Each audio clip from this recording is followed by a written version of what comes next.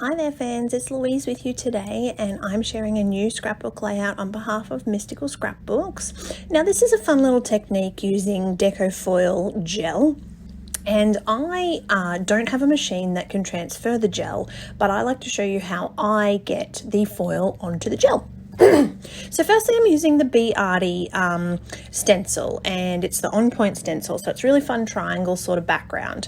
Now I create quite a bit in 9x12, so I'm using a 9x12 layout today. So firstly, applying the gel through the stencil. Now I'm going to let that dry naturally. You can use your heat gun, but I like to let it dry naturally. It doesn't take long. I probably put it aside for about 10 minutes and then it was dry.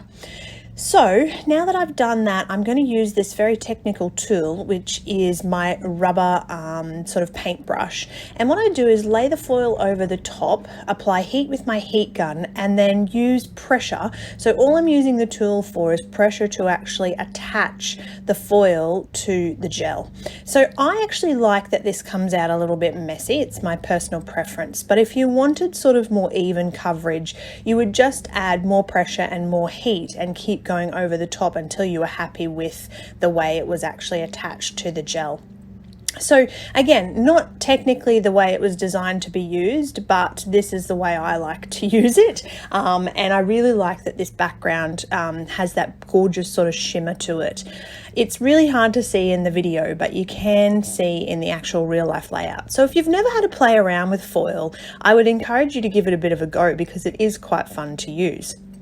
Now, I'm also using collection from Cocoa Vanilla Studio. You'll find links on the blog, and I am including that in the background. So what I'm going to do is actually mount my photo, and at this point I'm sort of thinking I have probably got a little bit much foil in the background. It's quite busy, so I start to think about covering a little bit of that up and how I'm going to separate my photo from my background layers.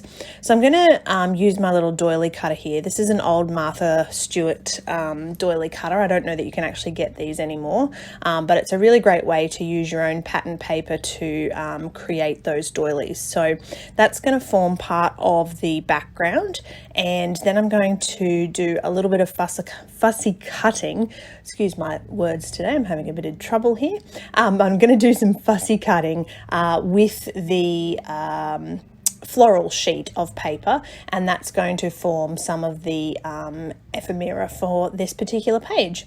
So I've got my little titles as well there, which is also from Cocoa Vanilla Studio, available in the Mystical Scrapbook store. And basically once I'm happy with this, I'm going to put it all together, stick everything down, and then this layout is complete. So thank you for watching. I hope that you enjoyed that. Please make sure if you haven't already, you hit that little subscribe button.